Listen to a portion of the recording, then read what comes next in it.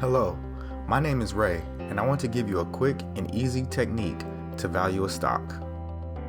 The goal of a smart military investor is to find a well-managed company whose share price is selling for a price that is below actual value.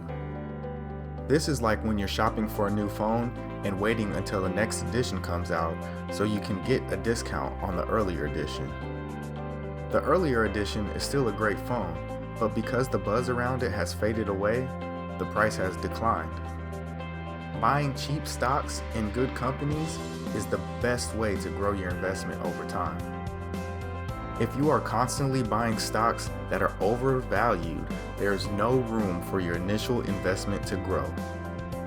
How to value a stock? First, you need to find the earnings growth rate of the stock over the past 5 years. To do this, go to Morningstar.com and write down the EBITDA, or earnings for short, from 5 years ago and the earnings from the most recent year. Quickly, EBITDA stands for earnings before interest, taxes, depreciation, and amortization. A deep level of accounting is needed to understand each of these terms. That's why you should take the earnings number before all of those ever come into play. Plus, it also eliminates the chance that you are taking earnings figures from companies that use shady accounting practices. Once you get those figures, input them in this simple formula. I'll be using Apple's numbers for this example. Earnings growth formula. Present earnings minus past earnings divided by past earnings. Here's an Apple example.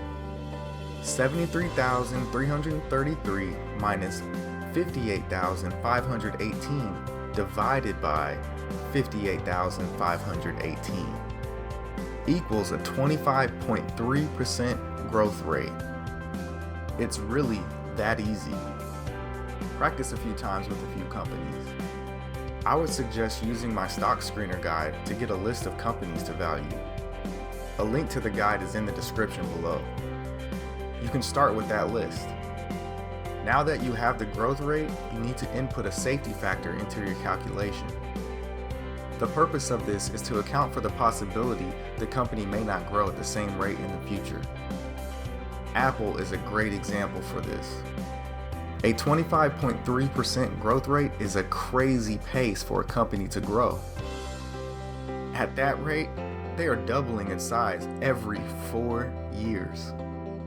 I would say it is very unlikely for Apple to keep up that pace.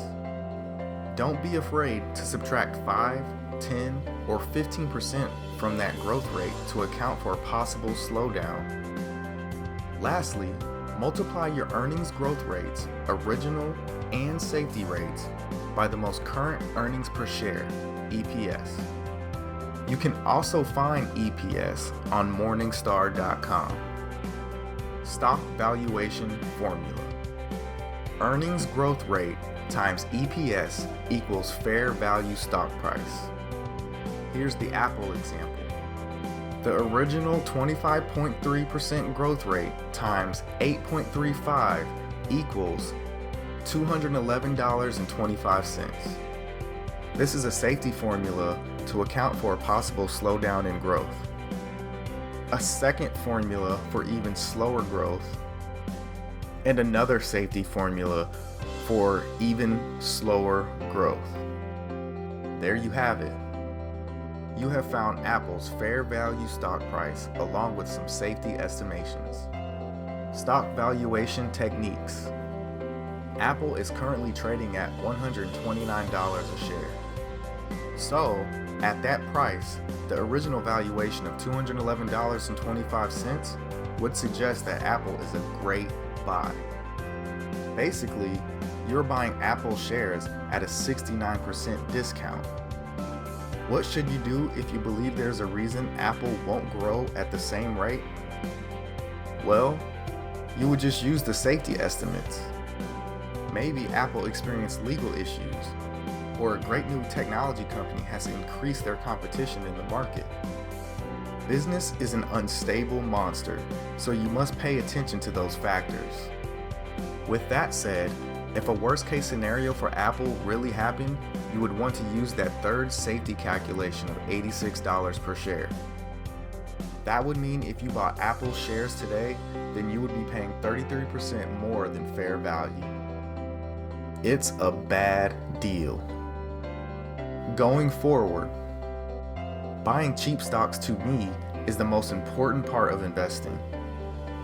Watch this video again and post comments if you have questions. Click the subscribe button to stay up to date for more guides like this. Thank you for watching.